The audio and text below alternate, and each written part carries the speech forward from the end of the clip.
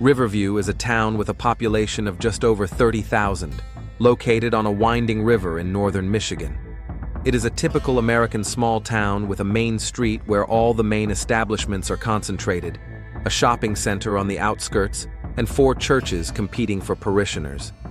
It was here, 7 months ago, that Mia Thompson decided to start a new life.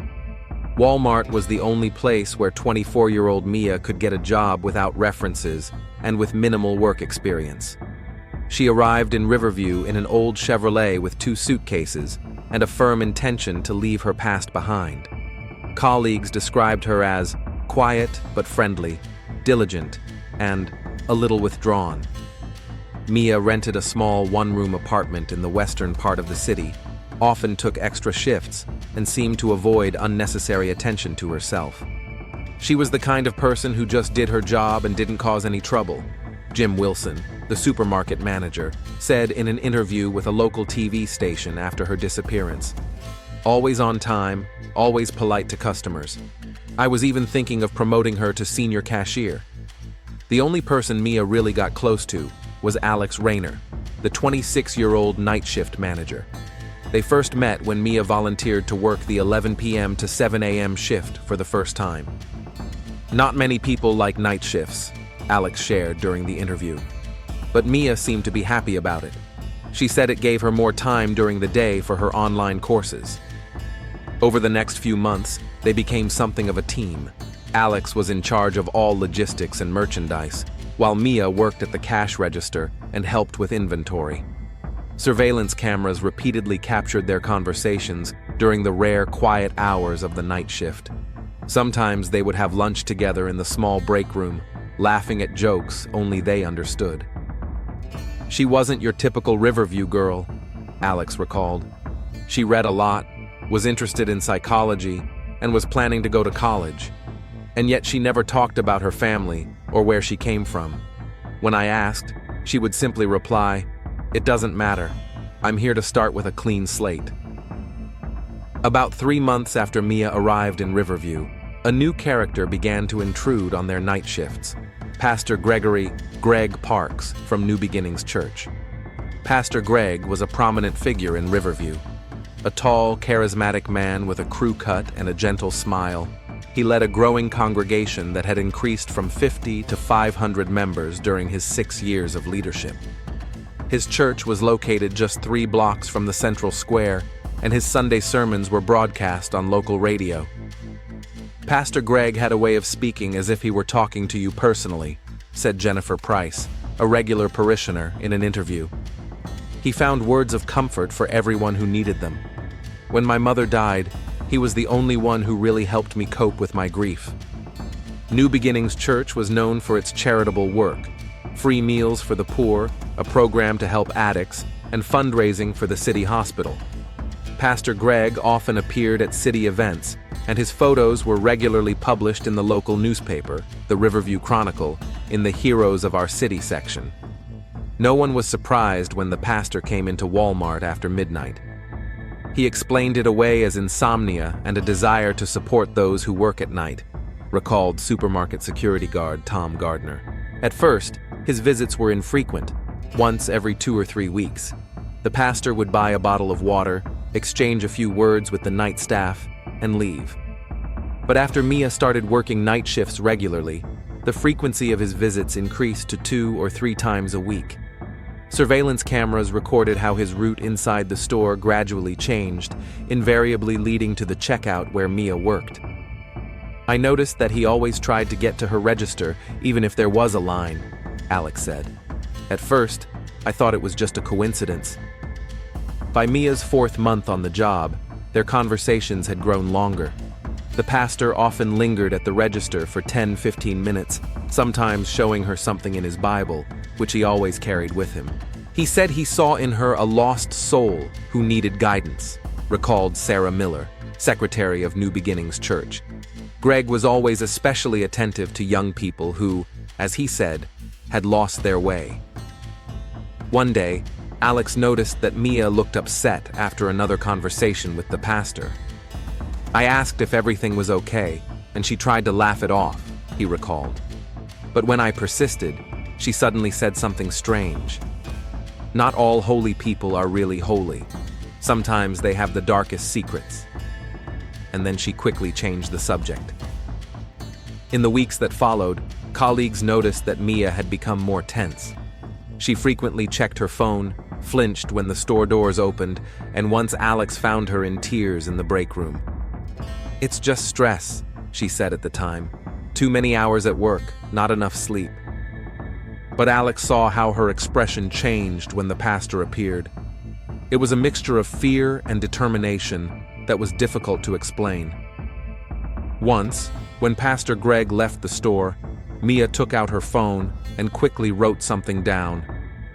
"He doesn't know that I know," she whispered, not noticing that Alex was close enough to hear. A week before she disappeared, Mia asked Alex for a favor.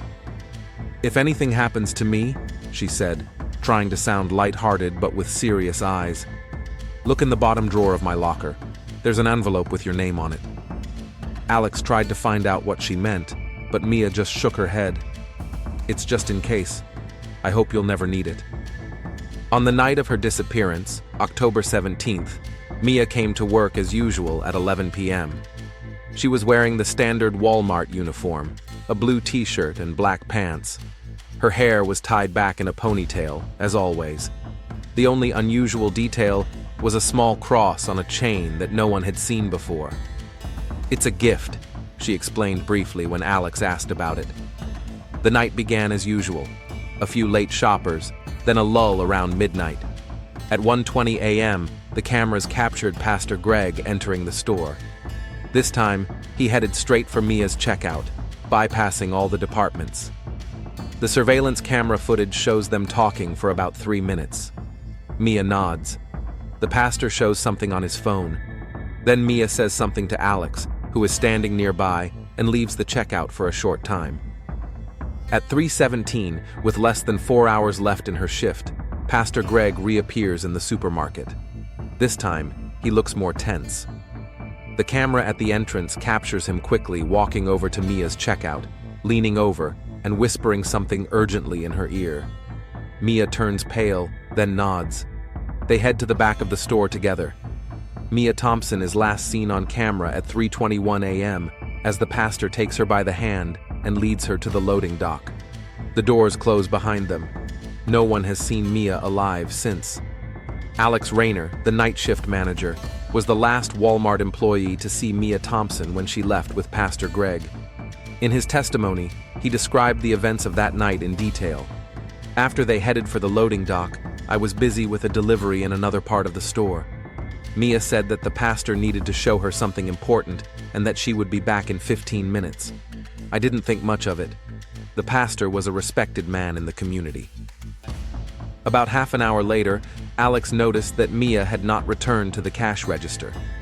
He checked the loading dock, but no one was there. Concerned, he went out to the employee parking lot, but Mia's car, an old blue Chevrolet, was still there. I tried to call her, but the phone went straight to voicemail, Alex told detectives.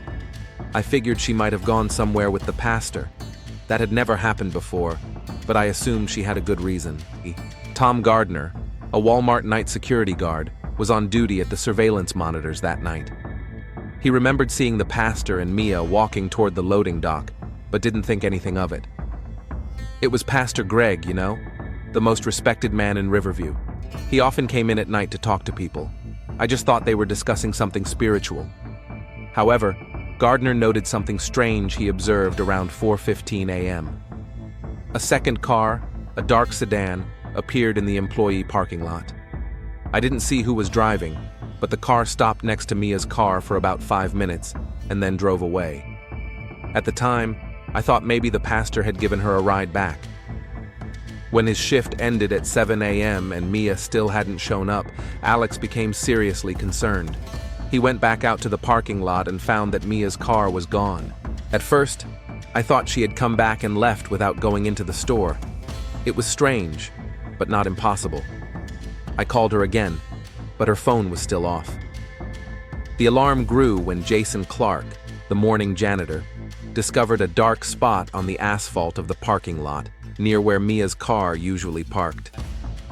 At first, I thought it was oil or something like that, Clark said.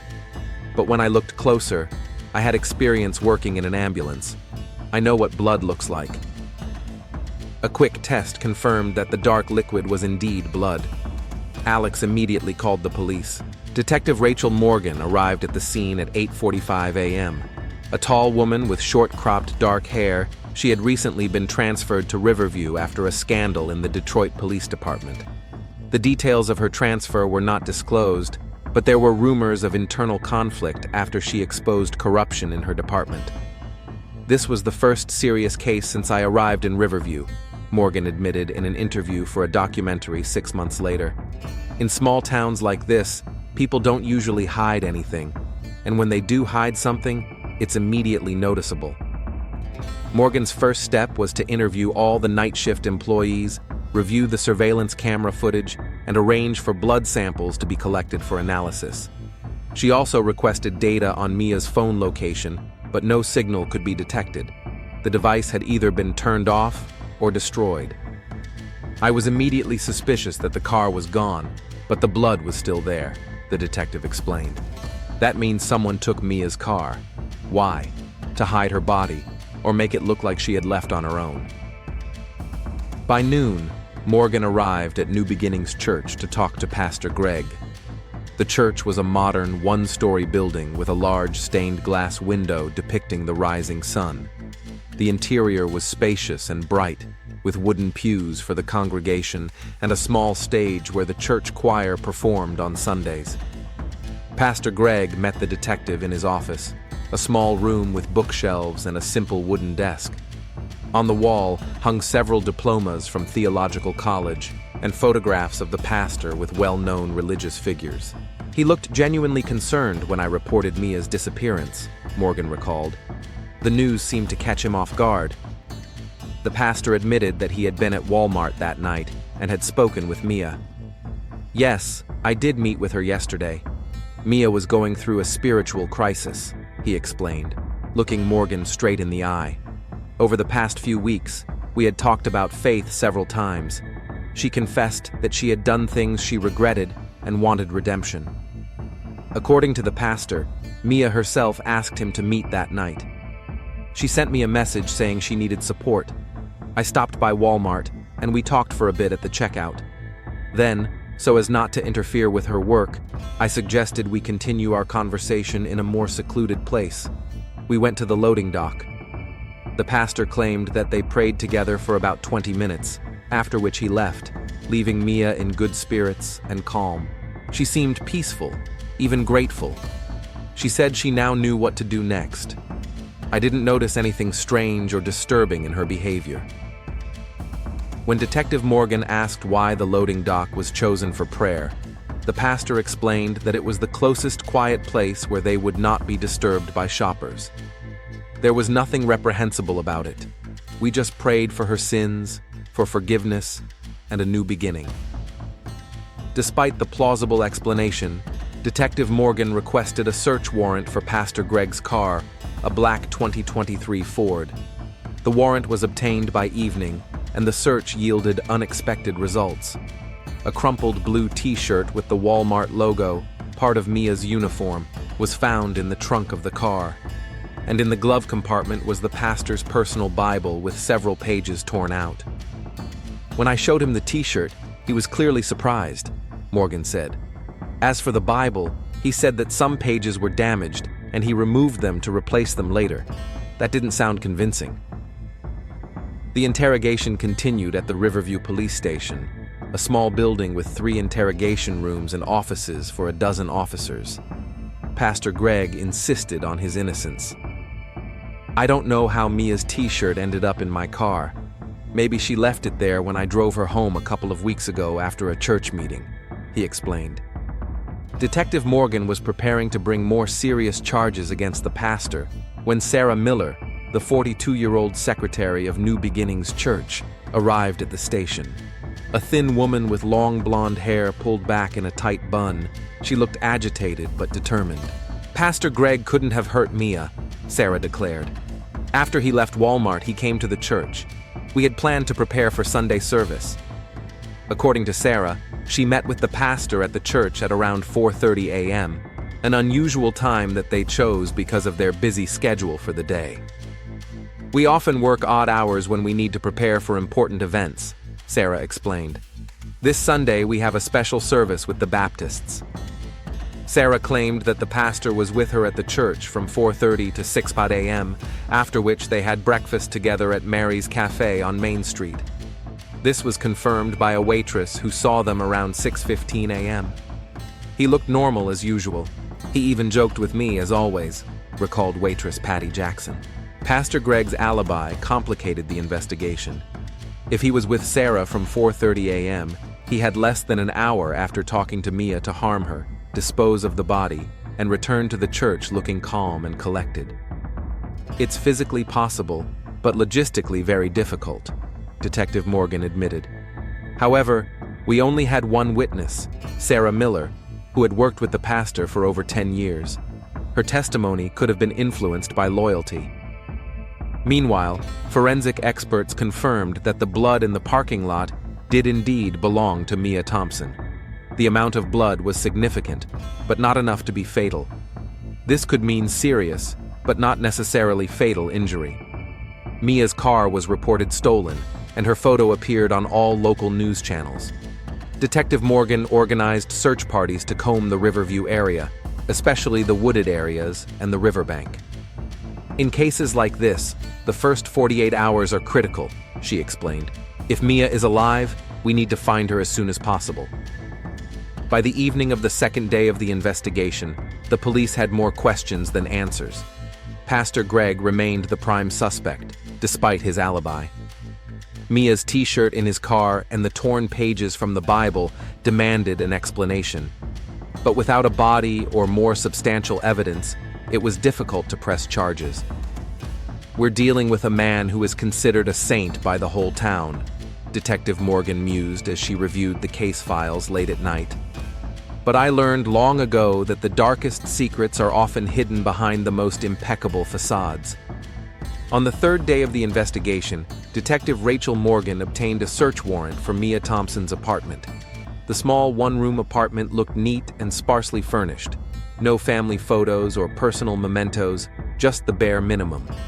A check of her documents showed that before Riverview, Mia had lived in Cincinnati, where she worked as an assistant at a church school. Her former boss, Dorothy Wilkins, said that Mia had suddenly quit about 8 months ago. She was an excellent employee. Then one day she just packed her things and said she was leaving. She looked scared. Pastor James Collins of a church in Cincinnati recalled how Mia approached him before leaving. She spoke very vaguely, mentioning something about misinterpretation of scripture and dangerous practices. She was afraid that she would not be taken seriously. According to him, Mia mentioned a conference where she met an influential spiritual leader who offered her a special role in his community. A database search revealed an alarming detail. Over the past 5 years, 3 young women between the ages of 22 and 25 have disappeared within a 200-mile radius of Riverview. All of them lived alone, and in all cases, the New Beginning Church and Pastor Greg were mentioned. 3 years ago, 22-year-old waitress Jessica Reed disappeared after her evening shift. Her car was found abandoned on the side of the road. Pastor Greg organized a search and appeared regularly in the news. Her body was never found. 2 years ago, 25-year-old saleswoman Lisa Martinez disappeared after a church service led by the pastor. Her body was found in the woods, and the cause of death was ruled an overdose. The pastor confirmed that Lisa had sought his help with her addiction. A year ago, 23-year-old Emma Clark, who worked at a 24-hour store, disappeared. The pastor participated in the search and supported the family. A week later, Emma returned on her own, explaining her disappearance as a spiritual crisis. She later moved to another state. In all cases, no charges were brought against the pastor, emphasized Police Chief Higgins. He looked like a good Samaritan trying to help. "That's why I want to be thorough," replied the detective. "No one should be above the law." A major breakthrough came when Alex Rayner remembered the envelope Mia had left in her locker. Inside was a flash drive with photos of pages from her diary and a note. "If I disappear, give this to the detectives. This isn't paranoia. I've seen this before." The diary itself was not found in the apartment, but key entries were preserved on the flash drive. He uses the same phrases, the same approach. Special chosen ones. Spiritual purification through revelation. I heard all this in Cincinnati from H, and I saw what happened to K. I can't believe I met him here. Today he mentioned my special role again. He said I could become a vessel of purification. It gave me the creeps, just like with Jessica, according to H. Not sure if I should go to the police. No one believed H when she tried to tell them. I need proof. He showed me strange passages from the Bible with his notes in the margins. Something about physical purification and necessary sacrifice. It's a dangerous distortion of Scripture. The last entry was dated the day of her disappearance. He knows that I know. I saw it in his eyes today. I packed my things and will leave tomorrow. It's too late to play the hero. I left copies with A in case I don't make it out of here. God help me. Detective Morgan turned to religious psychology expert Dr. Elizabeth Cole to compile a psychological profile of the pastor. There are disturbing patterns in Pastor Park's sermons, the doctor noted. His theology focuses on the concepts of electivity and personal revelation. He creates a cult of personality where his interpretation becomes indisputable. Of particular concern were sermons on sacrifice and purification through suffering. In a healthy religious context, these topics are discussed metaphorically, but Pastor Parks hints at a more literal understanding, which can be dangerous. Alex Rayner also spoke about Mia's strange behavior in recent days. A week before she disappeared, I heard her arguing with someone on the phone twice. She said, "I know what I saw, and this can't be ignored." According to him, Mia seemed distressed after these conversations. Once she asked, "Alex, if you see something wrong, but no one believes you, what will you do?" I didn't know what to say. The day before she disappeared, Mia received a message that made her turn pale. Alex saw the text. "I know you know. We need to talk about this. It's not what you think." The detective requested data from the phone company, but the message had been deleted, and the number turned out to be a disposable one. The investigation was complicated by pressure from the community. Many residents expressed distrust of the suspicions against the pastor. Picketers appeared at the police station with signs reading, "Leave the holy man alone." The mayor even called the police chief, asking him to be especially careful before pressing charges. A week after Mia's disappearance, search parties found her abandoned car in the woods 30 miles from the city. The car had been thoroughly washed, and no traces were found. In the trunk was a package of bleach. "Someone went to great lengths to cover their tracks," emphasized criminal investigator Janet Lee. The lack of a body and direct evidence made it impossible to arrest the pastor, despite growing suspicions. Detective Morgan felt she was getting closer to the truth, but key pieces of the puzzle were still missing. "People like Pastor Greg can't keep up the perfect facade forever," she mused as she looked at the surveillance photos. "Sooner or later, the truth will come out. The question is, how many more people will suffer before that happens?" The cold morning of October 28th, 11 days after Mia Thompson's disappearance, brought grim certainty to the investigation. A group of hunters checking traps in a wooded area about 5 miles east of Riverview stumbled upon human remains in a shallow grave. "At first, we noticed something light-colored among the fallen leaves," said James Wilson, one of the hunters. "We thought it might be some kind of trash, but when we got closer, it was a hand." Detective Rachel Morgan arrived at the scene 40 minutes after the call. The location was a dense wooded area next to a rarely used dirt road, secluded enough to avoid attracting casual passers-by, but accessible enough for someone familiar with the area. The body was partially covered with soil and leaves, a clear attempt to hide it, albeit a rather hasty one. The forensic team, led by Dr. Michael Chen, determined that the remains were those of a young woman matching the description of Mia Thompson. The preliminary identification is confirmed by personal effects and physical characteristics, Dr. Chen reported. We will receive final confirmation after checking dental records and DNA. The crime scene was treated with the utmost care. Forensic investigators cordoned off an area with a radius of 50 meters, methodically combing every square foot in search of evidence. Under the direction of Janet Lee, the county's chief forensic investigator, samples of soil, vegetation, and all foreign materials were collected. The victim is wearing the same clothes she was seen wearing on the night of her disappearance, with the exception of her missing blue Walmart work shirt, Lee noted, recalling that the shirt had been found in the pastor's car. This confirms the connection between the disappearance and the murder. A preliminary examination of the body at the scene revealed multiple stab wounds to the chest and neck, indicative of a violent, possibly ritualistic attack. The absence of large amounts of blood on the clothing and around the body indicated that the murder had occurred elsewhere. Judging by the condition of the body and the early stage of decomposition, death occurred approximately 1 to 2 hours after the victim was last seen on Walmart security cameras, Dr. Chen surmised. By noon, Mia's body had been transported to the county morgue for a full autopsy, and Detective Morgan returned to the police station to coordinate the investigation team's next steps. News of the body's discovery quickly spread throughout Riverview, shocking the small town's residents. The autopsy results came in that evening, confirming the worst assumptions. The cause of death was multiple stab wounds, 17 in total, inflicted with extreme force.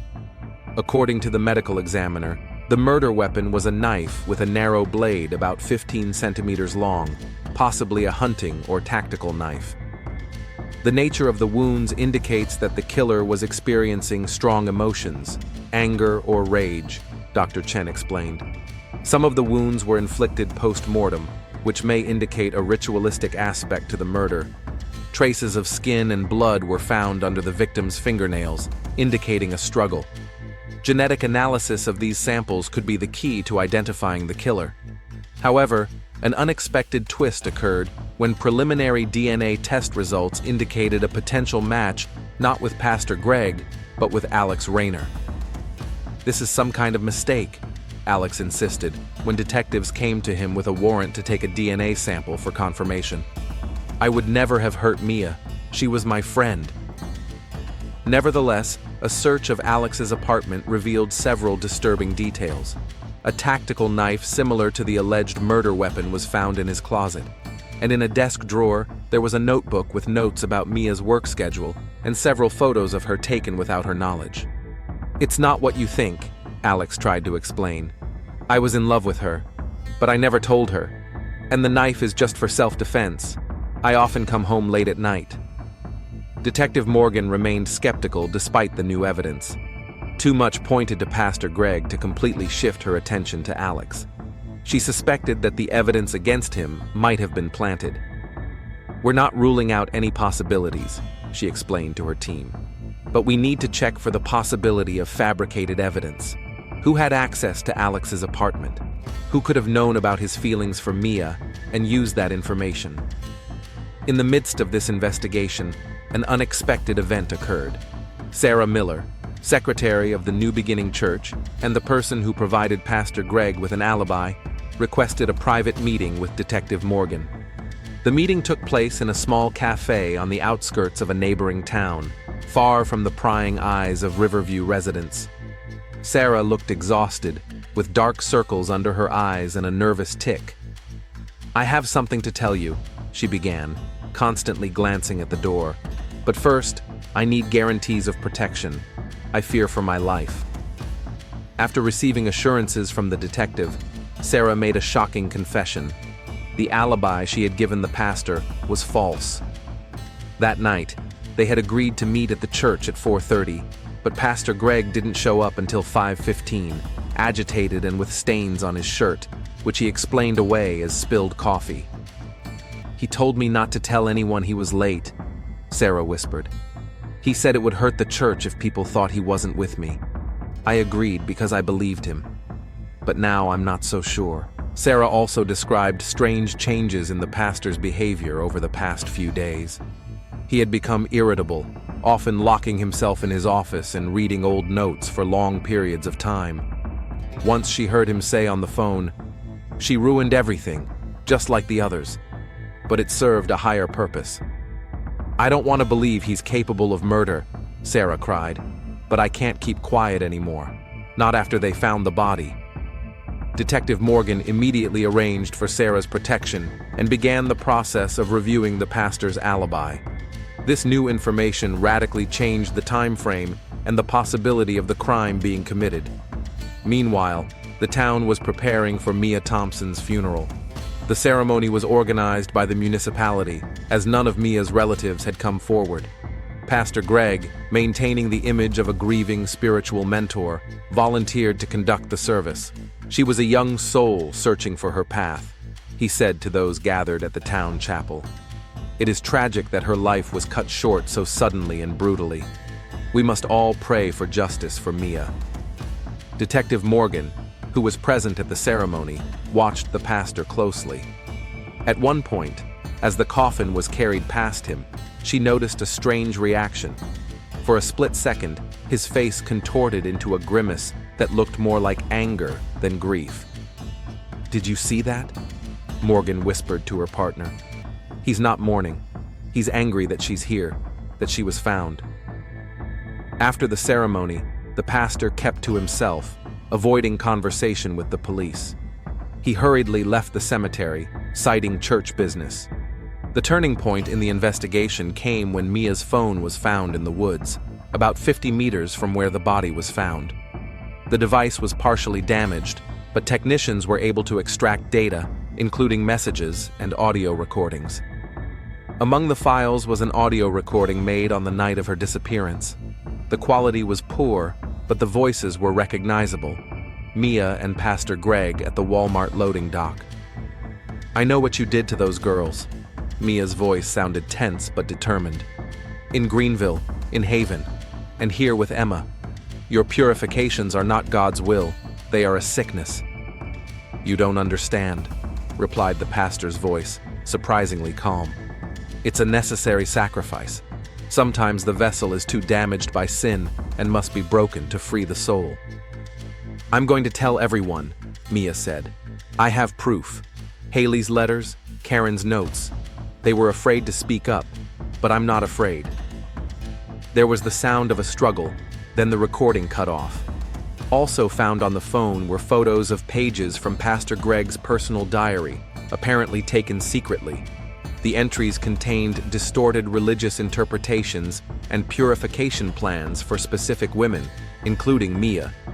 However, the most unexpected discovery was a message sent from Mia's phone to Alex's number a few minutes before she went with the pastor to the cargo dock. "If anything happens, know that it was him. I'm recording everything.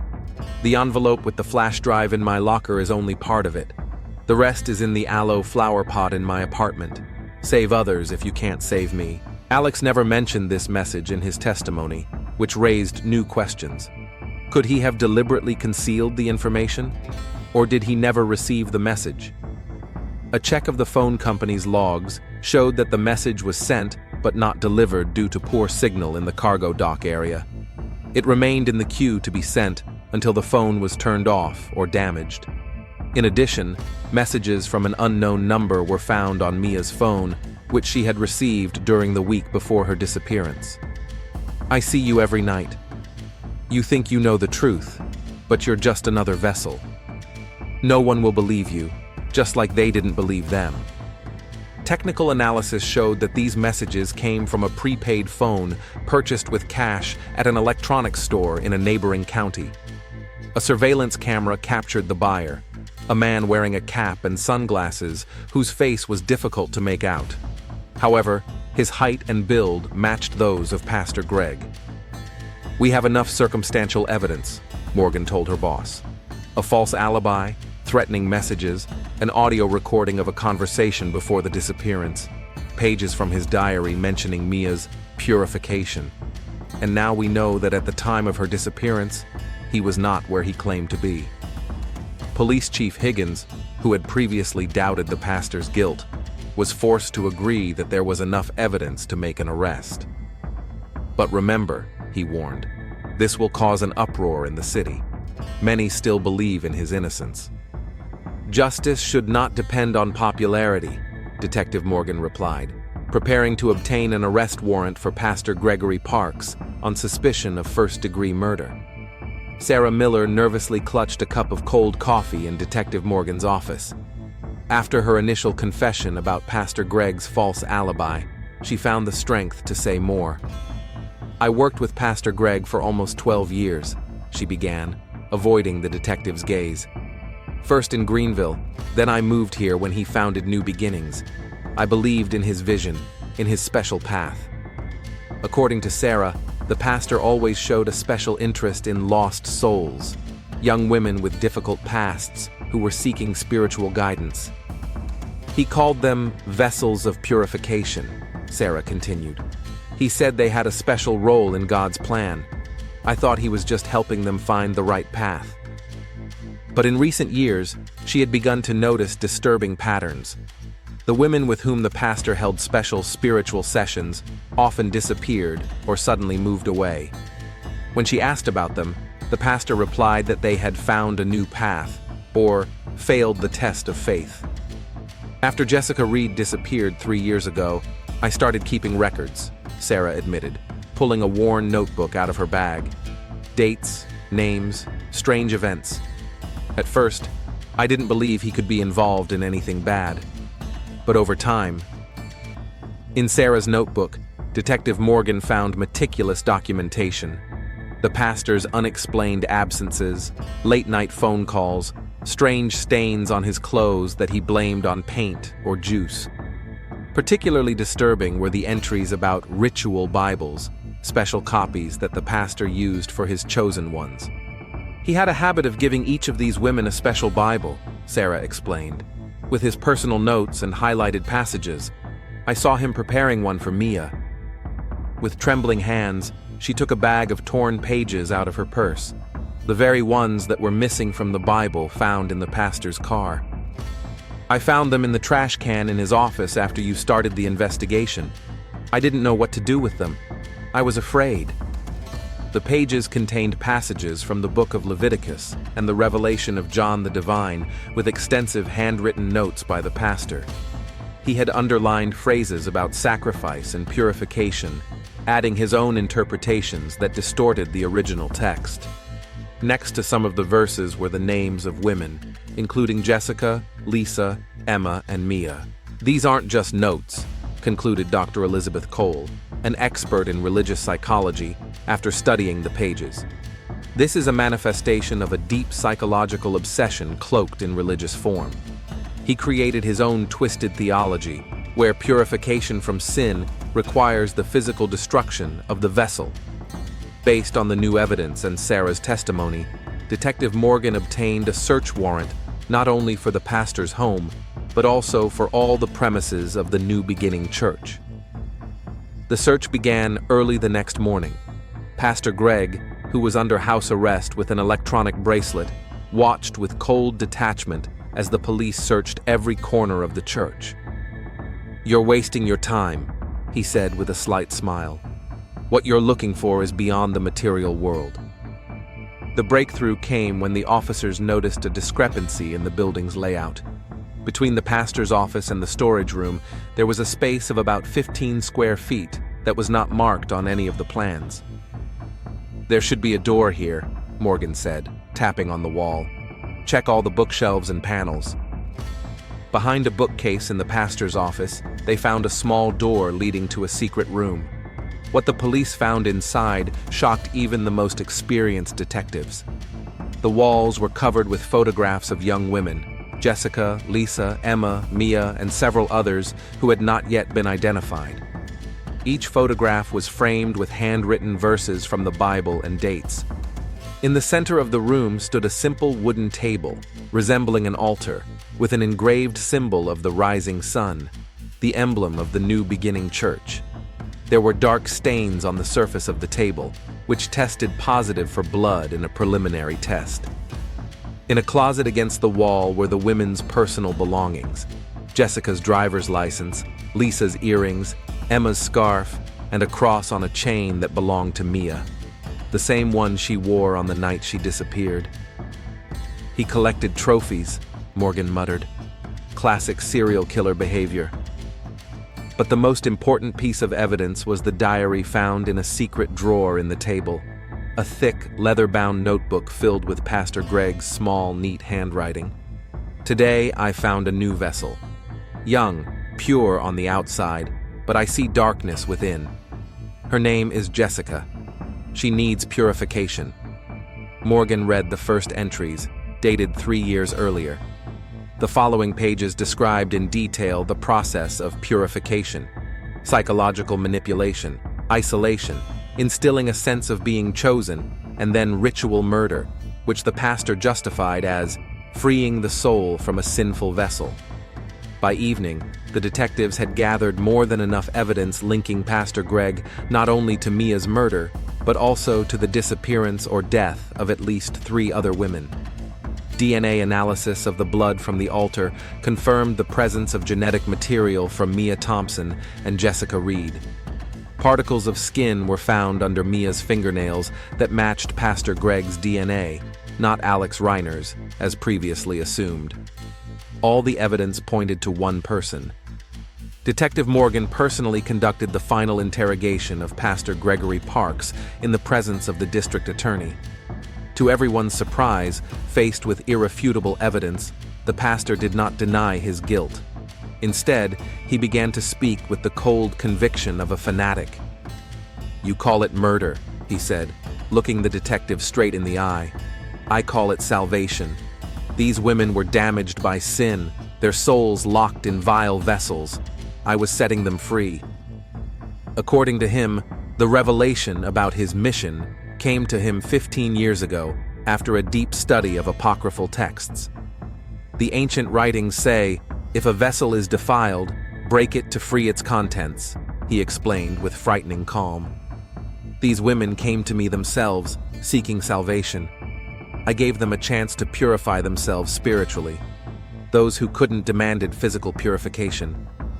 Mia, according to the pastor, became a threat when she began to piece together the facts and ask questions about past chosen ones. She was smarter than the others. She found information about Jessica and contacted Lisa's friend. She started asking dangerous questions." The pastor frowned slightly. "When she threatened to expose me, I had no choice. Souls needed protection." He described how he lured Mia to the cargo dock, offering to explain everything, and then forcibly took her away in his car when she tried to run away after his confession. "We drove to the church. I explained the importance of her sacrifice to her. She didn't understand.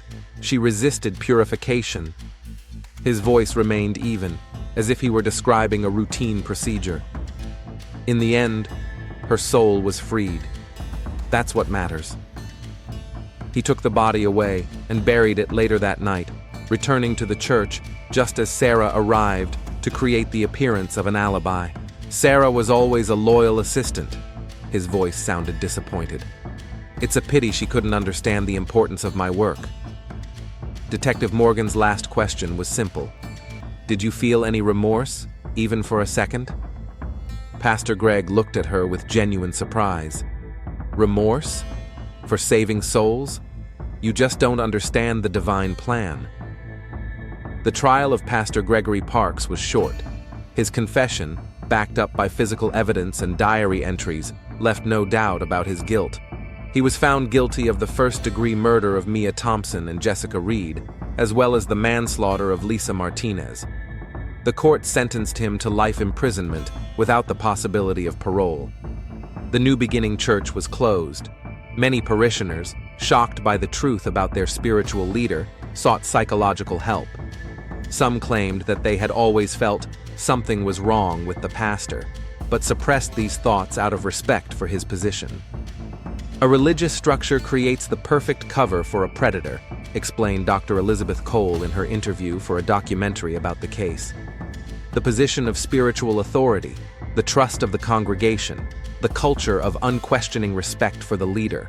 All of these can become tools of manipulation in the hands of a person with dark tendencies. Alex Rayner, who was fully exonerated during the investigation, found a new job in another city. Before leaving, he left a bouquet of flowers on Mia's grave with a simple note. "You tried to save others. Your truth prevailed." Sarah Miller, whose testimony was key to solving the case, received immunity from prosecution for perjury in exchange for her cooperation. She founded a support group for former members of the New Beginning Church and other victims of religious violence. In his final address to the court before sentencing, Pastor Greg remained adamant in his twisted beliefs. "You can imprison me, but you cannot stop God's plan. The vessels will be cleansed, with or without my help." These words were the final confirmation of how deeply religious fanaticism can distort human nature, turning even the most noble concepts of faith into weapons to justify the darkest deeds.